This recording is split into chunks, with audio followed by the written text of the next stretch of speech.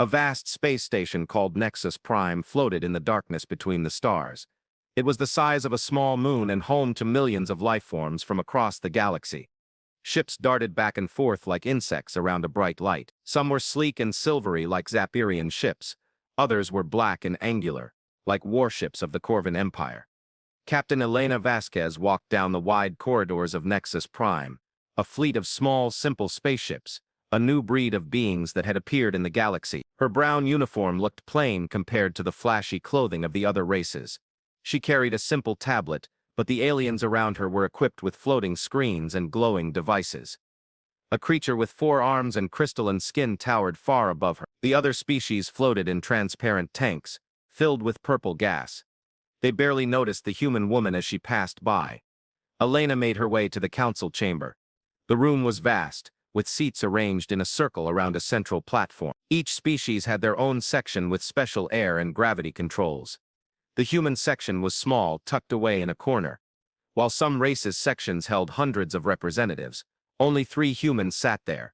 The meeting began with the usual ritual. A tall, slender, ethereal being floated above the central platform. Its body seemed to be made of light and mist. As it spoke, its voice reverberated not in their ears but in their hearts. The Galactic Federation Council is in session, the ethereal announced. Today we discussed trade routes through the Vega sector and territorial disputes in the Outer Rim. Elena listened as the species argued over shipping routes and mining rights. Zapirians spoke with mechanical precision about efficiency improvements, their silver skin reflecting the lights of the rooms displaying diagrams and data. Corvan representatives growled and bared sharp teeth when discussing military patrol zones. Their black armor clinked with every movement. Arguments over cargo inspections and customs rates continued for hours. Elena took notes on a simple tablet, while the other races used advanced holographic displays. She noticed the way the other delegates looked at the human seats. Some amused, others annoyed that humans were even there. Finally, General Sax of the Corvan Empire rose to his feet. He was 8 feet tall with gray skin and red eyes. His face was marked with scars from past battles. He spoke in a deep, rough voice. "Why waste your time on such trivial matters?" Tux demanded. "The real issue is security in the Outer Rim. Pirates attack freighters. Rebels hide out on defenseless worlds. We need strong military patrols to maintain order." Several species nodded in agreement. The others seemed concerned about the presence of Corvan soldiers in their territory. Zafirian Ambassador Zira replied in his usual calm tone. "Military force often creates more problems than it solves, General. Perhaps greater cooperation between civilian authorities would be more effective." Tuck laughed with a metallic scraping sound. "Cooperating civilian." He pointed with a clawed finger at the human section. "Do they have a dozen patrol ships like these primitive newcomers? It's barely enough to protect their home system." Elena felt her face heat up, but she kept her expression cool. Around the room, the other species began to chuckle. Corvan stated a well-known fact. Humanity's official fleet is indeed small and outdated compared to other species. Tux continued. Perhaps species unable to defend themselves should focus on mining and agriculture. Security should be left to those with sufficient military might. More laughter rang out from the conference room. Elena looked at her 2 human colleagues. Commander Ross remained silent as usual. Their science advisor, Dr. Chen, looked uncomfortable. Elena rose slowly to her feet. "I appreciate your concern for our safety, General," she said calmly. "Humanity will continue to contribute to galactic peace in any way we can." Sax grinned, revealing his sharp teeth. "Of course you will, little human. Mine the asteroids and grow crops for food. Leave the important work to the true warriors." The meeting continued for another 2 hours. Elena sat quietly as the races discussed patrol schedules and defense budgets. The Corvan Empire boasted the largest fleet, with over 50,000 warships. The Zafirians were technologically advanced, and even their small fleets were very efficient. Even a small species like the Alderani Republic possessed hundreds of modern ships. After the session, Elena returned to her room on Nexus Prime. Her room was small and simple, with simple furniture. She activated her communications device and waited for the encrypted connection to be established. After a moment, a man's face appeared on the screen. "Admiral Cheng reporting," the man said. He was wearing the uniform of Earth Space Command, but it bore a special insignia that most people had never seen before. "Uncle Marcus," Elena said with a small smile. They were not related, but they had known each other since childhood. Corvanar was becoming increasingly aggressive. Sachs, as always, spoke of human weakness. Admiral Chen's weary face was expressionless. The others were the same as always. They saw us as useful workers but not as true players in galactic politics. Elena sat down on her simple bed. How long must we keep up the facade? Chen looked at something off-screen. He was probably reading reports from across the galaxy. The Prometheus Protocol was nearly complete. A few more months of preparation would be enough. Elena nodded. She had grown up hearing whispered stories about Prometheus, humanity's greatest secret. Even now, only a few hundred people in the entire galaxy know the full truth. Corvin is up to something big, she continued. Tux always had something to say about teaching a lesson to species that didn't respect legitimate authority. I know, Chen replied. Our allies on the Corvin Communications Network have reported increased military activity. They're moving ships toward the inner system. Elena felt a chill run down her spine. The inner systems contained the homeworlds of several smaller races, including Earth. If the Corvin were planning an attack there, millions could be killed. What are our orders?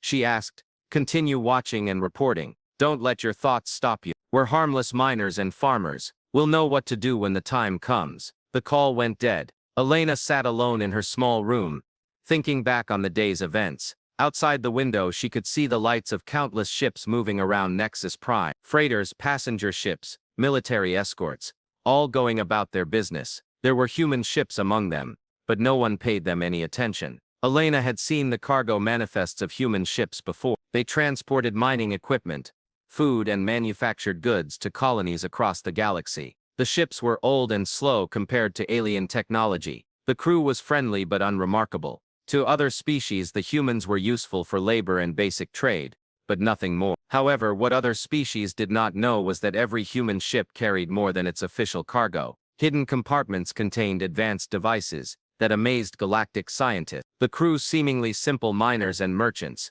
had military training beyond that of most special forces in the galaxy. The ship itself was also far from what it appeared to be. Elena remembered her own journey to Nexus Prime. She was aboard a human transport ship called the Desert Wind. To external sensors, it looked like an old, slow-moving freighter carrying grain from Earth's agricultural colony. The crew wore simple work clothes and spoke in various human dialects.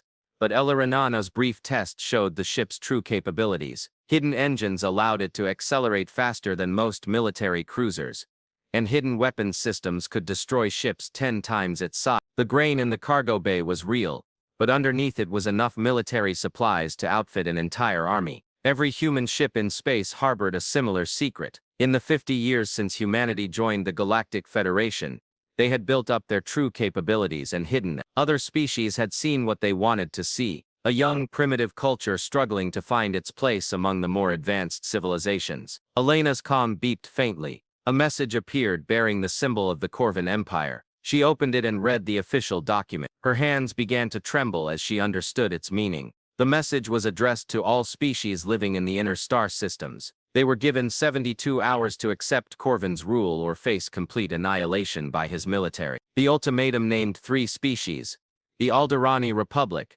the Vicari Crystal Collective, and humanity. Elena immediately sent a message to Admiral Chen over an encrypted channel. She then walked to the window and gazed out at the star. Somewhere in that darkness, the greatest military force the galaxy has ever seen marched into human space. General Sachs commanded over 10,000 warships, including massive dreadnoughts powerful enough to destroy entire planet. She activated her personal comm and sent a terse message to Commander Ross and Dr. Chen. An emergency meeting will be held in my quarters in 10 minutes. When her colleagues arrived, Elena showed them the ultimatum from Corvin. Ross, a man of few words who rarely spoke on the council, read the message twice before replying. 72 hours, he said slowly. That's far too little time to evacuate. Dr. Chen, the team's scientific advisor, looked confused. Evacuate? Where should we go? The Corvin fleet is too large and too fast. They'll capture any refugee ships. Elena eyed the 2 men carefully. She had been working with them for 3 years, but she wasn't sure how much they understood the true condition of humanity.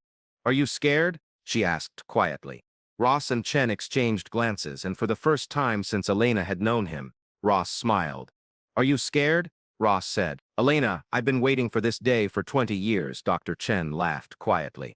Did you really think the Prometheus Commission would send an unprepared human to represent humanity at the Galactic Council? Elena felt a wave of relief wash over her. They both knew a secret humanity had been hiding from the galaxy for decades. Then you know what happens, Elena said. The galaxy will soon realize that it has seriously underestimated humanity, Ross replied. Outside the window, the stars continued their ancient dance. Somewhere, thousands of human spaceships were receiving coded signals. In secret bases across the galaxy, men and women were activating systems that had patiently awaited this moment. The Corvan Empire has made a decision. Soon all species in the galaxy will understand that humanity is not as weak and primitive as it appears. The people of Earth have been preparing for this day since they first looked up at the stars and wondered who else was watching. General Sachs called humanity miners and farmers. Within 72 hours he would discover what those miners and farmers had been building in the darkness between worlds. News of Corvan's ultimatum spread across the galaxy faster than light. The communications grid blared with emergency broadcasts as the species learned that General Sachs had declared war on the three civilizations. Galactic news channels broadcast the same footage over and over again. Massive Corvan warships left their home system, bound for the inner systems where billions of innocent beings live. On the crystalline world of Stori Prime, the entire population began a desperate evacuation. Their ships, beautiful vessels resembling flying jewels, took off from every spaceport. The Stori were peaceful traders, never crafting weapons more powerful than mining tools. They had no choice but to flee and hope to find safety. The Alderaan Republic called its government into emergency session. Leaders debated the terms of surrender through the night. Some wanted to fight, but everyone knew that their small fleet would not be able to stop even a fraction of the Corvan fleet. By morning, they had drafted a formal surrender document, hoping that General Tuck would show mercy to the colony. However, silence was met from Earth and the human colonies. Every species in the galaxy expected humanity to surrender first. The human navy was small compared to other civilizations, and their technology appeared to be decades behind the galactic standard. Most importantly, humanity was known as a practical people who avoided unnecessary risks. The silence from human space confused galactic observers. News reporters attempted to contact the human colony, but received only an automated message stating, "Communications are temporarily limited." Vessels approaching the human system have discovered that some interference is blocking sensor readings. On Nexus Prime, Elena watched the galactic news with her fellow humans. They drank simple coffee in Elena's room as panic descended on the galaxy around them. Commander Ross monitored the communications channels with a simple human device. Dr. Chen read reports on a tablet, occasionally sharing updates with the other humans.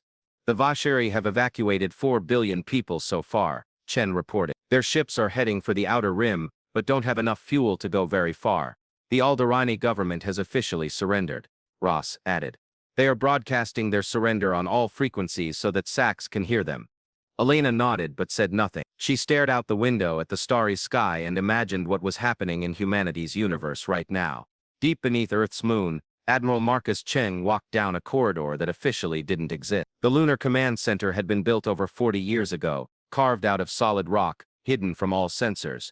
The facility housed the most advanced technology humanity had ever created, as well as the individuals who would determine the fate of the galaxy. Admiral Cheng entered the central control room, where dozens of technicians operated advanced displays. Each screen displayed a different portion of human space, monitoring ships and bases never before detected by any other species. A large chair sat in the center of the room, surrounded by holographic displays showing the entire galaxy. Chen ordered a status report as he sat down. His second-in-command, Captain Martinez, approached with a data tablet. All assets on the Prometheus were responding to the activation signal. We had confirmation from 847 hidden facilities across 23 sectors. Chen nodded. For decades, humanity had established secret bases across the galaxy. What other species saw as mining sites or research facilities were actually military installations, housing some of the most advanced weapons technology in history. "What's the status of the fleet?" he asked. 847 ships activated and on standby, Martinez replied. Another 100 and final preparations. Full operational capability should be restored within 18 hours. Chen looked at the galactic display showing the locations of known military forces. The Corvan fleet appeared as a red dot moving towards humanity's space. There were over 10,000 ships, some of the largest in history. In contrast, the official human fleet appeared as a dozen or so tiny dots near Earth. What wasn't visible on the screen were the thousands of human ships that had long been disguised as civilian vessels. Cargo ships that were actually battleships, mining platforms that were actually weapons bases, and research vessels with enough firepower to wipe out entire fleets. Communication, Chen asked. Lieutenant Park, the communications officer, turned from his post. We're receiving surrender demands every 6 minutes from the Corvan Empire. General Sachs wants a response within 12 hours. And another species, the Zafirians, have offered to take in human refugees, in exchange for mining rights to our outer colonies. The ethereal collective suggested considering peaceful relocation to avoid unnecessary conflict. Admiral Chen couldn't help but smile. With humanity on the brink of destruction, other species sought to exploit the situation. They viewed humanity as helpless victims who could be saved in exchange for valuable concessions. Any word from us on Nexus Prime? He asked. Captain Vasquez reports that the entire galaxy is watching the Corvan fleet's movements. No one doubts our true capabilities. Chen stood and walked over to a wall display showing Earth as seen from orbit. The blue and green world looked peaceful and defenseless. At night, cities glowed softly. On the day, white clouds floated above a brown continent. To anyone, Earth appeared to be an ordinary planet with no special defenses.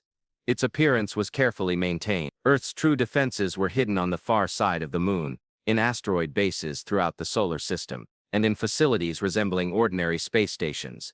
The planet humanity called home was in fact the most heavily defended in the history of the galaxy. Chen ordered a message to be sent to all Prometheus assets. Begin Phase 1 activation. Have all covert bases and camouflage ships combat ready within 6 hours. Agreed, Martinez replied. Should we offer Corvan surrender terms? Several junior officers recoiled at Chen's expression. Captain Martinez. Humanity hadn't spent 50 years preparing for this moment, to submit to the angry lizards. Across human space, coded signals began reaching their destination. In an asteroid mining site in a distant planetary system, automatons paused their ore extraction and began excavating hidden weapons emplacements. A freighter traveling a routine trade route suddenly changed course and shed its husk, revealing a sleek warship. In the Kepler system, what appeared to be a simple fuel depot suddenly sprang to life, the station's outer section folding in on itself like petals, revealing massive turrets and missile launchers. Within minutes, the peaceful refueling base was transformed into a fortress capable of destroying all that approached. Similar changes were occurring throughout the galaxy. Human facilities that had operated as civilian facilities for decades were now revealed for their true selves. Each facility was meticulously positioned to maximize strategic advantage while remaining completely hidden from alien detection. The changes weren't limited to bases and stations. Human merchant ships across the galaxy also received the same coded signal. The desert wind, which had brought Elena to Nexus Prime, suddenly stopped its grain shipment and began revealing hidden weapons systems. The seemingly simple peasant crew quickly changed into military uniforms and prepared for battle. Captain Torres, the commander of the Desert Wind, opened a secure communication line with the crew. All hands, this is Captain. Operation Prometheus has begun. Switch to combat readiness and prepare for Phase 2 order. The ship's cargo bay opened into space, spewing hundreds of tons of grain into the void. Hidden compartments beneath the foodstuffs revealed sophisticated military equipment. Weapons systems disguised as cargo handling equipment, deployed into deadly missile launchers. Simple-looking engines contained additional power cores that allowed the ship to travel at speeds greater than most military cruisers. Within 2 hours, the Desert Wind had been transformed from a lumbering freighter into one of the most advanced warships in the galaxy. Similar transformations were occurring with hundreds of similar vessels throughout human space. General Sachs, commanding the Corvan fleet from his flagship, World Ender, received regular reports on human activity.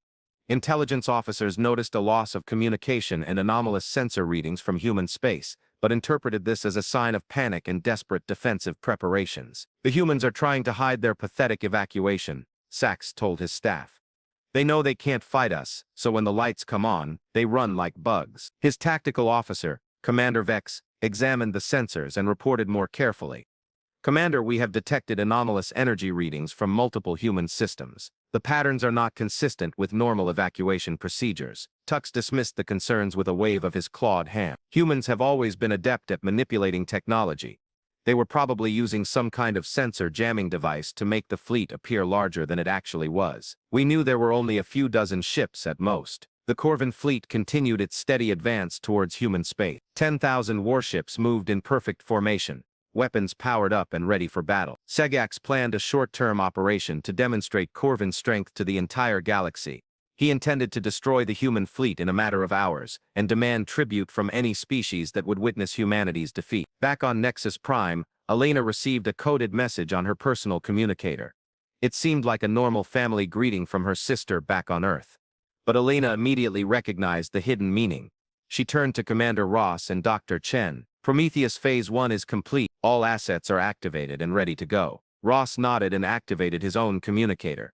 I will inform the Federation Council that humanity wishes to make an official statement regarding the Corvin ultimatum. What should I say? Elena asked. Ross smiled, his expression the same cold one from last night. Please tell them that humanity appreciates their concern, and that we will meet General Sax's request in our own way. Dr. Chen laughed quietly. After tomorrow, the galaxy will never look at humanity the same way. Elena walked over to the window and looked out at the stars. Somewhere in that darkness, the greatest space battle in the history of the galaxy was about to begin. General Sax thought he was hunting helpless prey, but he was about to discover that humanity's ancestors were the most successful predators this planet had ever produced. The children of Earth had learned that lesson well.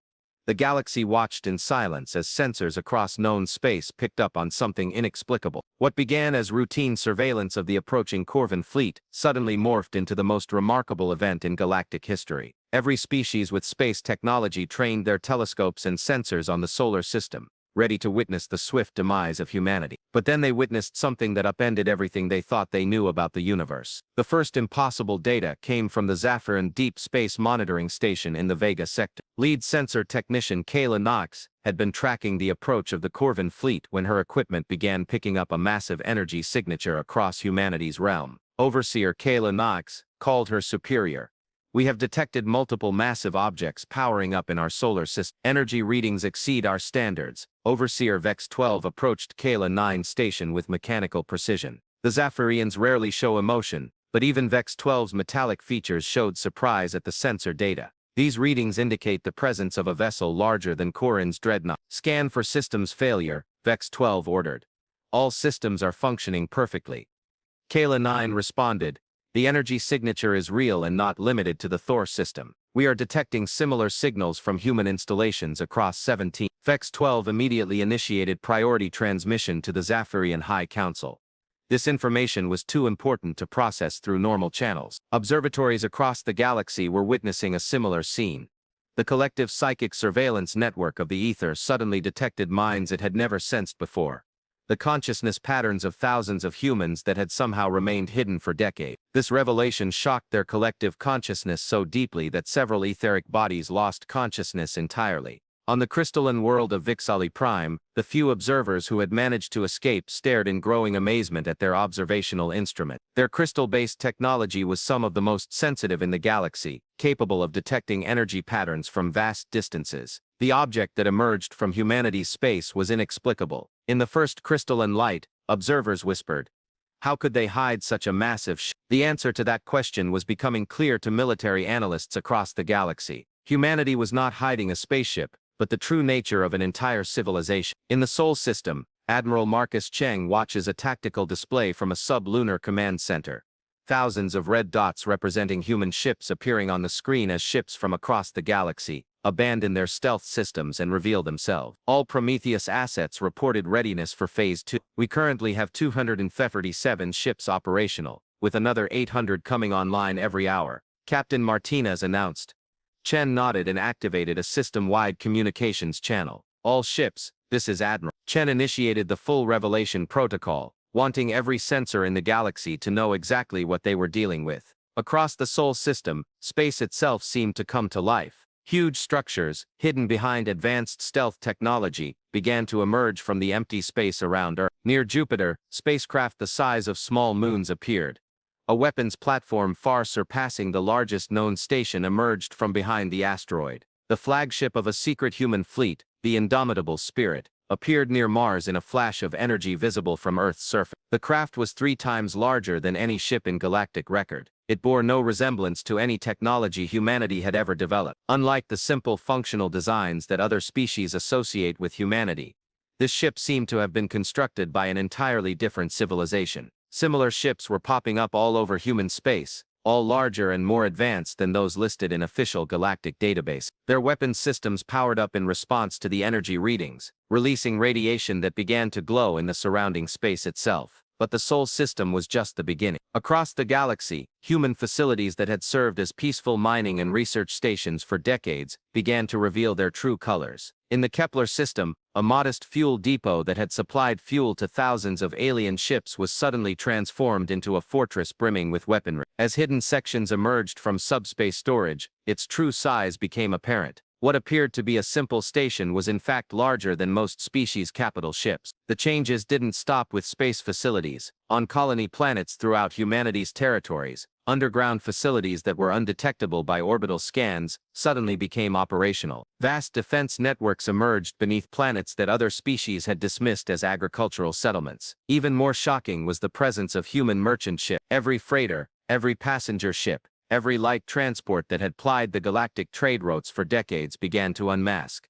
The ship's armor peeled away, revealing the advanced armor underneath. Cargo bays opened, revealing weapons systems long hidden. Engines that had seemed ancient and sluggish suddenly churned out power surpassing that of the fastest military cruisers. Riding the desert winds, Captain Torres set sail for the Corvan fleet. His voice was calm and professional as he spoke to the being who had only a few days earlier been mocking humanity. "General Sachs, this is Captain Torres of the human ship Desert Wind. Your intelligence reports have classified my ship as a primitive grain transport. I was hoping you'd see what we've actually brought with us." The Desert Wind's cargo bay opened fully, and the last of the grain was ejected into space.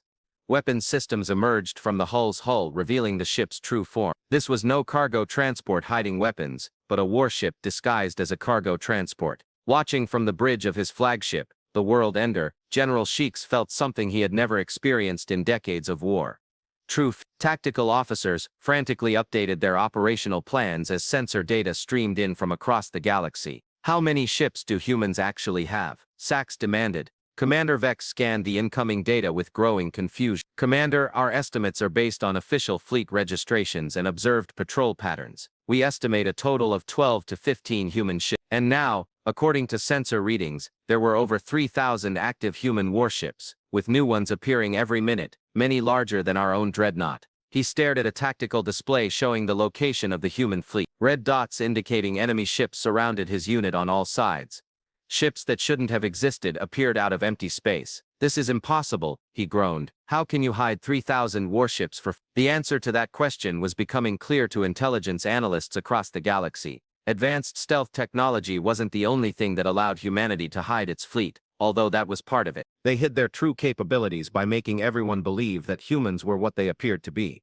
A young, primitive species that posed no threat to the established powers in the galaxy. Every interaction between humans and other species was carefully planned to reinforce that impression. Human diplomats like Elena Vasquez played the role perfectly, playing a competent yet unassuming role. Human merchants sold agricultural produce and basic manufactured goods at reasonable prices, and seemed grateful for the opportunity to participate in galactic trade. Human researchers published papers on safe and non-threatening subjects, but their true discoveries remained classified. Most importantly, humanity gave no species a reason to explore further. They were friendly neighbors, trusted trade partners, and peaceful settlers. Other species saw exactly what they wanted to see, as humans were very careful about meeting their expectations. The etheric host, whose psychic abilities have made them the unofficial leaders of the galaxy for millennia, probed the minds of humans, attempting to understand their intentions. What they discovered shocked and terrified them, bringing them back from their senses. Not only was the human mind immune to etheric telepathy, it was actively harmful to psychic contact. When the etheric bodies tried to read the human thoughts, they encountered mental patterns that burned through their consciousness like acid. Worse, they sensed something in the human consciousness they had never experienced before. The concentrated, predatory intelligence of a species evolved by hunting other sentient beings. The Ethereal High Council convened an emergency meeting for the first time in 3,000 years. Their usually calm and wise voices took on a note of genuine panic as they addressed the people. The council declared, "The beings we call human are not what they seem. They are apex predators who have learned to masquerade as harmless prey. We shared a galaxy with creatures whose ancestors conquered worlds through war and cunning." Across the galaxy, awareness of humanity's true nature spread like wildfire.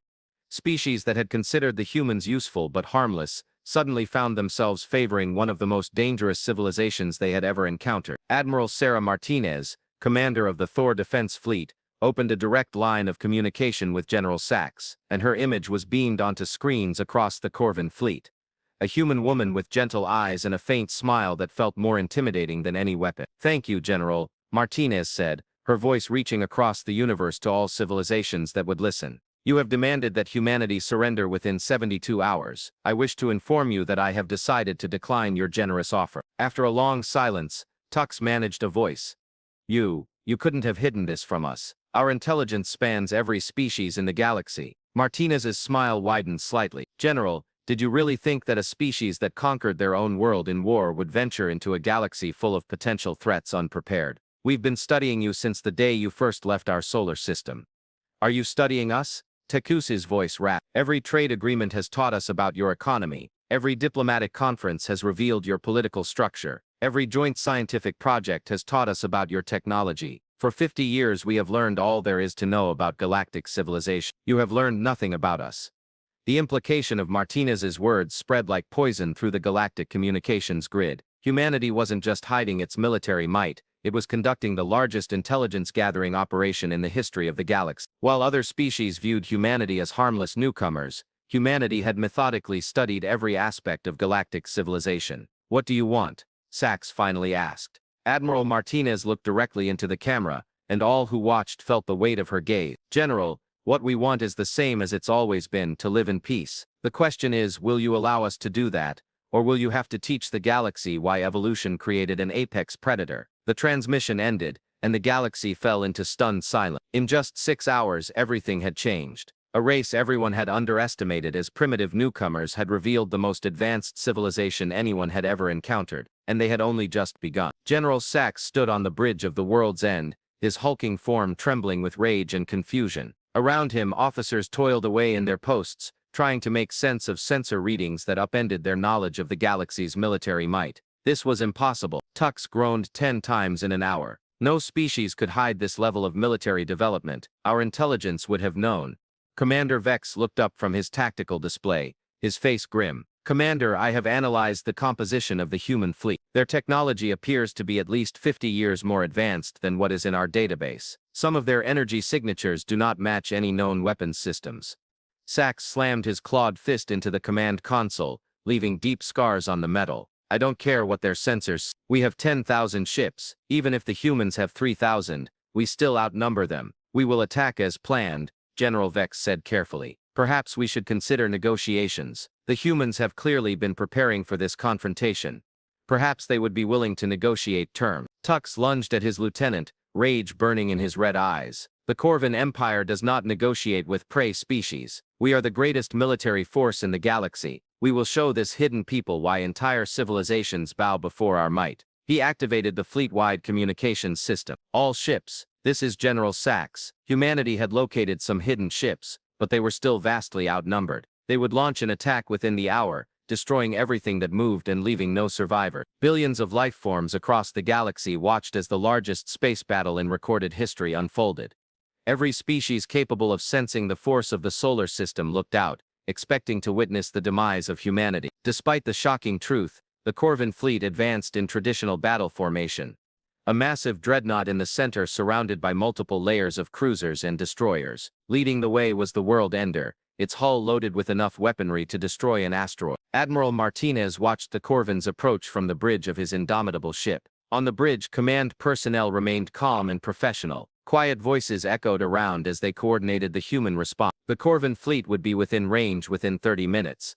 Admiral Martinez's tactical officer reported. All human ships had reported readiness for battle.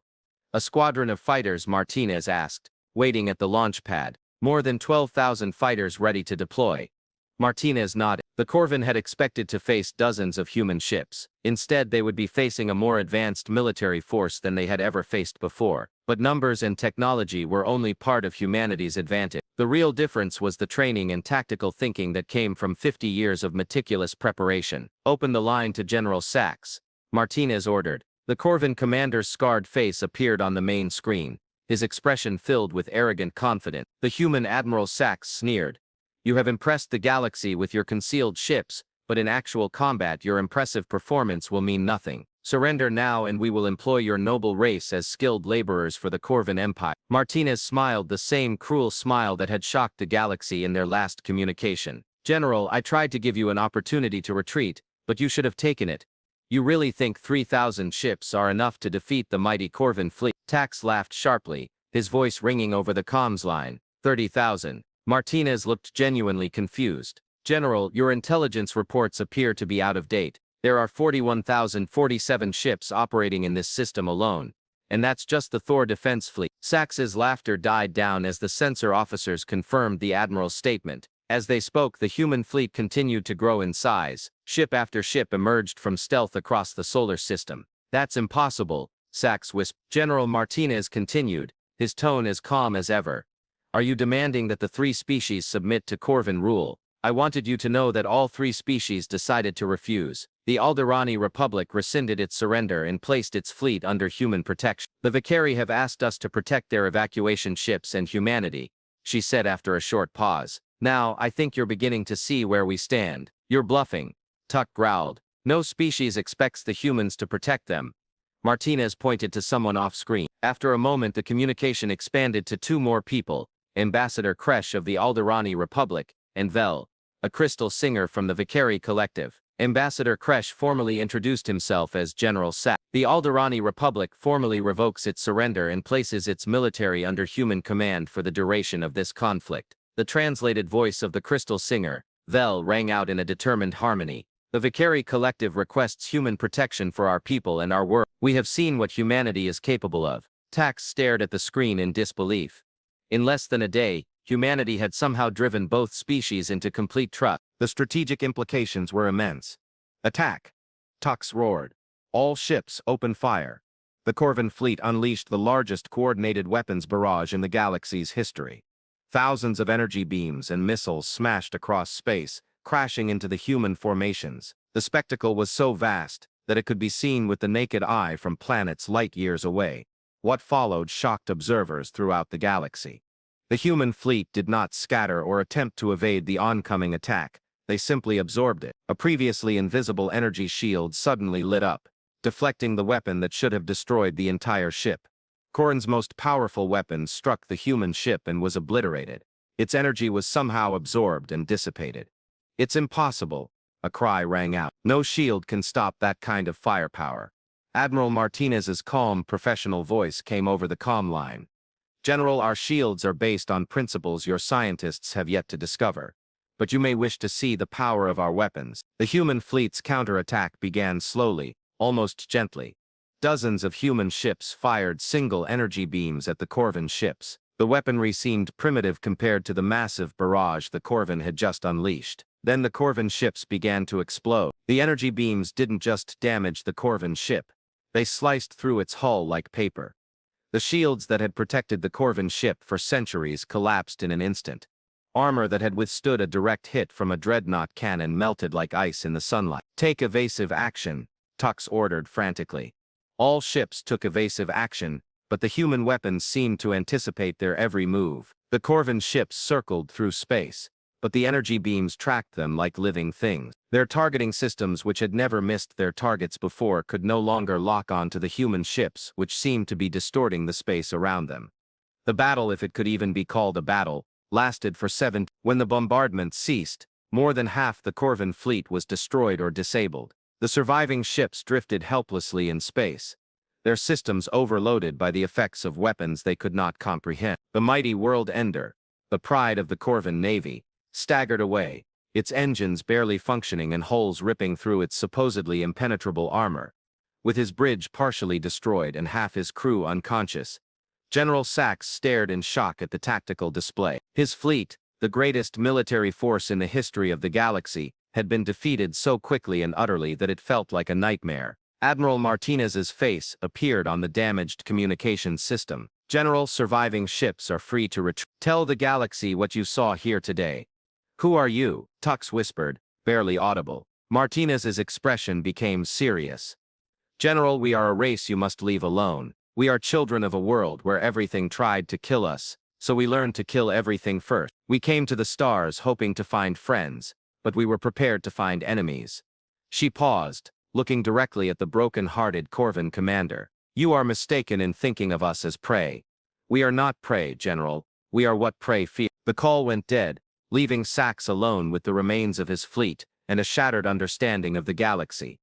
The demonstration in the Thor system, however, was only part of humanity's response. Similar scenes were playing out throughout the galaxy wherever Corvan forces were stationed. In the Century sector, a Corvan patrol fleet, threatening civilian shipping, was surrounded by human ships that appeared seemingly out of thin air. Human commanders offered them one last chance to surrender.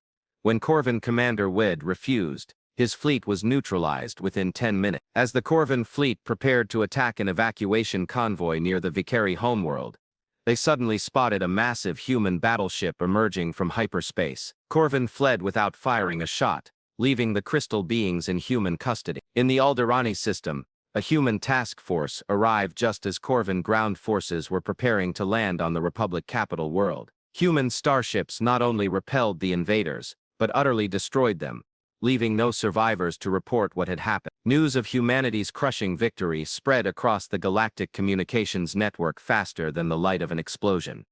The species watching the battle with their sensors could not believe what they witnessed. The Zapirian High Council called an emergency meeting to discuss the human problem. Their logical minds struggled to comprehend how completely they had misunderstood humanity's capabilities. The etheric host withdrew into deep meditation, their psychic powers still aflame from contact with the human mind. For the first time in their ancient history, they encountered beings whose thoughts they could not read or whose intentions they could not predict. Emergency meetings were called across the galaxy, and civilization realized that everything they thought they knew about the galactic power structure had changed overnight. Captain Elena Vasquez of Nexus Prime walked into the Federation Council chambers looking more presentable than she had ever been. Gone was the humble diplomat who had endured ridicule and rejection, and in her place stood a representative of the most powerful military force the galaxy had ever seen. The chamber was filled with representatives of every major species. All gazed at the humans with a mixture of fear, respect, and disbelief. Elena took her seat and activated her communicator. "Ladies and gentlemen," she said, her voice carrying throughout the chamber, "I believe we need to discuss a review of galactic policy. Humanity's time in the shadows was over.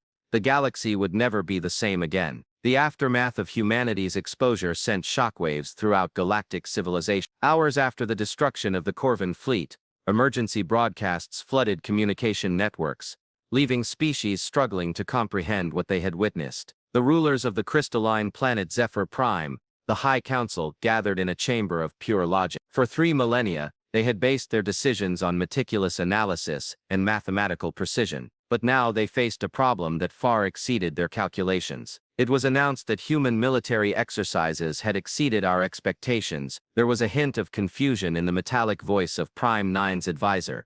"Our models predicted human capabilities based on observed technology and fleet size. However, all of our models were fundamentally wrong." Logic 12 counselors reviewed the data streaming through the holographic displays. Analysis of human weapons technology suggests scientific advances beyond our current understanding. Their shield systems operate on principles not found in any galactic database. Prime 9 was asked for a recommendation. The Council processed the data for 4.7 seconds, an unusually long time for Zapirian decision-making. Finally, Logic 12 spoke. Immediate diplomatic negotiations with humanity's leaders began. Top priority, full cooperation, and a non-aggression pact. Agreed, Prime 9 replied. Initiate surrender protocols. Similar conversations were taking place across the galaxy, but nowhere was the panic more intense than in the remaining territories of Corvan. General Sax's decimated fleet returned to Corvan space, bringing news that shattered the Empire's confidence. Emperor Basque, supreme ruler of the Corvan Empire, listened to Sax's report in growing disbelief. The hulking reptilian leader sat on a throne decorated with the weapons of his conquests, surrounded by the spoils of 100 civilizations. "So those primitive humans wiped out half our fleet in 17 minutes, Basque said slowly. Sax knelt before his emperor, his bruised body revealing the fresh scars of battle. "They are not what they seem, Your Majesty. Their technology surpasses anything we have encountered yet. Their weapons cut through even our finest armor like paper, and there are at least 5,000 of them in the Sol system alone, with many more appearing throughout the galaxy. Our sources' estimates were off by thousands of %. Emperor Vasque rose from his throne, his massive form casting a shadow across the hall. For 800 years, the Corvan Empire had grown through conquest and intimidation. It had never encountered a race it could not defeat or subjugate. What were their demands? Vasquez asked. Sachs looked up, confused. Your Majesty, that's what bothers me the most. They're not asking for anything. They're just protecting themselves and others. The human admiral said they wanted to live in peace. Peace, Vasquez laughed, but there was no humor in his voice. No species would build such an army for peace. Perhaps, Sachs said quietly, they are building an army to ensure peace. The implications of that statement hung like a dark cloud over the heads of the Corvan leaders. A race that had built such an immense military might for defense, not conquest, was beyond their comprehension. On Nexus Prime, the Galactic Federation Council had been in emergency session for the past 18 hours. Representatives from dozens of species filled the chamber, their voices creating a chaotic mix of panic, confusion, and desperate negotiations. Captain Elena Vasquez sat in the human seat. No longer alone, Admiral Martinez had arrived with his diplomatic team, turning their small corner of the chamber into the center of galactic attention. All species wished to engage in dialogue with humanity, seeking to understand their intentions in order to ensure their own survival. The EDA, Alderani Ambassador Kresh, was the first to speak formally. The Alderani Republic is grateful for humanity's protection and wishes to formalize our alliance. We offer our fleet and resources to humanity. The Vexari Crystal Singer, Vel, was hovering near the human settlement. Her crystalline form reflected the lights and patterns of the chamber, conveying a deep gratitude. The Vexari group owes humanity a debt we can never repay. We as a species owe it all our survival to your intervention. Admiral Martinez rose to address the chamber. The din of dozens of conversations instantly quieted, and everyone in the room focused on what she was saying. My fellow Confederates, she began, her voice ringing clear across the chamber. I wish to address the concerns that have been raised about humanity's capabilities and intention. She activated a holographic display showing the current galactic territory. For 50 years, humanity had contented itself with being a minor partner in galactic civilization. All we have asked for is free trade, colonization of uninhabited worlds, and the right to peacefully participate in the community of intelligent species. The screen cut to the recent Corvan invasion. 3 days ago, the Corvan Empire issued an ultimatum to 3 species: submit to its rule or be destroyed. This was not the first ultimatum, merely the latest. A pattern of escalating aggression that threatens the stability of galactic civilization. A murmur of agreement rippled through the room. Many species have suffered from Corvan threats and demands. Humanity's response, Martinez continued, is neither conquest nor retaliation. We have simply defended ourselves and those who sought our protection. The Corvan fleet was not destroyed, but neutralized. The surviving ships were allowed to return unharmed. Ambassador Tiger of the Etheric Collective floated forward, shimmering with psychic energy. He spoke, and his voice resonated directly with the hearts of all present. Admiral Martinez, Ambassador Tiger said, the Etheric Collective is concerned about the true nature of humanity. Our psychic probes have detected mental patterns never before encountered. Your species possesses the consciousness of an apex predator.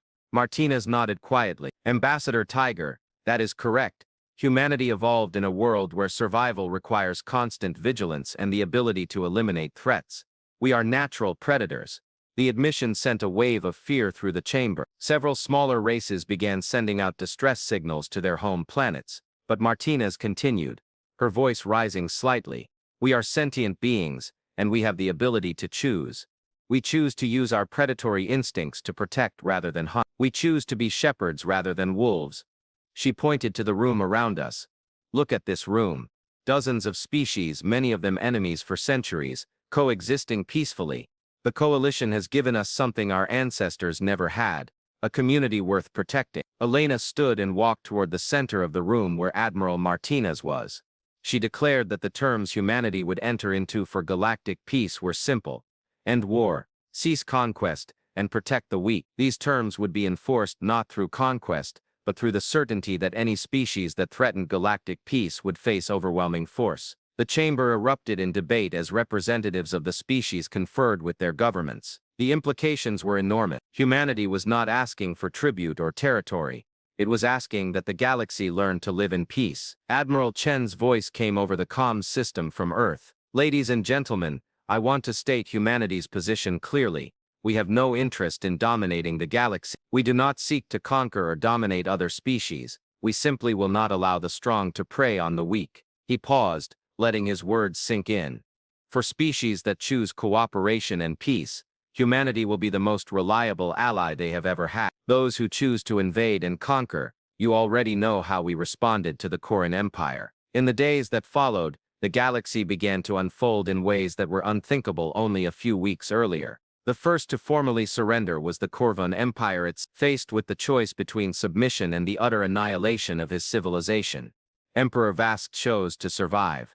A surrender ceremony was held on Nexus Prime, and before representatives from across the galaxy, the proud Coven Empire formally ended its campaign of conquest. General Sax, his armor polished but his heart broken, faintly read out the terms of surrender. The Coven Empire would renounce all claim to the territories it had seized through its invasion. "We will withdraw our forces to our original borders, and pledge to resolve all future conflicts through diplomatic means. We agree to accept human oversight of our military activities and to contribute to peacekeeping efforts throughout the galaxy." Admiral Martinez accepted the surrender with the calm professionalism he had displayed throughout the crisis. "The people of Corvan are welcome to join the new galactic community on an equal footing. Your military expertise, used properly, will help maintain the peace we are all building together." This transformation is not limited to the great powers across the galaxy. Smaller conflicts that had raged for decades came to an abrupt end, as the combatants realized they would not tolerate humanity's continued aggression. Border disputes were resolved through arbitration rather than war. Trade routes plagued by piracy were made safer with human patrols appearing where needed. Some species struggled with the new reality. The Voss hegemony attempted to continue its slave trade, believing that humanity's attentions were elsewhere. They realized their error when human ships appeared en masse at the slave market of Volus, proclaiming liberation to the prisoners and doom to those who resisted. The liberation of the slave market took less than 6 hours. The fourth hegemonic nation ceased to exist as an independent power. Its leaders were imprisoned, and its territory placed under human rule until a democratic government could be established. But for every species that resisted, there were 10 that embraced the new galactic order. The benefits of peace were soon apparent as trade flourished, scientific cooperation increased, and resources wasted on military expansion were redirected to improving the lives of billions of life forms. A year after humanity's true power was revealed, Captain Elena Vasquez stood in the same Confederacy Council chamber where she had once been dismissed and ridiculed. The room's appearance hadn't changed, but everything else. The human section was no longer a small corner of the chamber. It had expanded to accommodate representatives of dozens of species that had once sought humanity's protection and guidance. The Alderani Republic, the Vakari Collective, and many other organizations now work directly with humanity to maintain peace in the galaxy. Elena opened the meeting. "The first annual review of the Galactic Peace Accord has begun. We begin with reports from each sector on compliance with the peace agreement. The reports have been overwhelmingly positive. Interspecies armed conflict has fallen to the lowest level in galactic history. Trade increased by scientific cooperation led to breakthroughs that benefited all participating civilizations. But the most important changes were less visible and more profound. The galactic species began to see themselves as part of a larger community, rather than as competitors for supremacy. Children of different species played together on mixed worlds. Scientists freely shared discoveries across species boundaries. Art and culture flowed between civilizations, resulting in an unprecedented flowering of creativity. Tiger Ambassador of the Ethereal Collective addressed the audience, his spiritual voice bearing a tone bordering on wonder. "For 10,000 years we have seen civilizations rise and fall. We have seen countless species destroy themselves through war and aggression. Never before have we witnessed the emergence of a true galactic civilization." He paused, a mixture of emotions stirring within him. Humanity had accomplished what few thought possible. They had taught the galaxy to cooperate over conquer, to protect over plunder. Admiral Martinez, who represented humanity in the Federation, smiled and replied, "Ambassador, we simply did what any responsible species would do in the face of a threat to innocent life. We protected those who could not protect themselves. But you did more than that," Tora insists. "You have shown us that strength can be used to nurture, not destroy. You have proven that even the most dangerous predator can choose to be a protector." Elena looked out the window at the starry sky. Somewhere far away, human ships patrolled trade routes, protecting a peaceful world. Other ships explored new star systems, always ready to protect any innocent life they encountered. The children of Earth became shepherds, watching over a galaxy they had finally learned to live in peace with. Elena wrote in her final logbook of the day, "They called us miners and farmers, and we found that insulting. They did not realize that farmers understand the value of protecting what grows, and miners understand the importance of building a strong foundation. We protected the galaxy's people's pursuit of growth, and gave it a foundation of peace for future generations. The galaxy learned that humanity's greatest strength lies not in its weapons or technology, but in its choice to use its overwhelming power for peace. And in learning that lesson, all known species in the universe discovered something they could never have imagined, a future worth building together."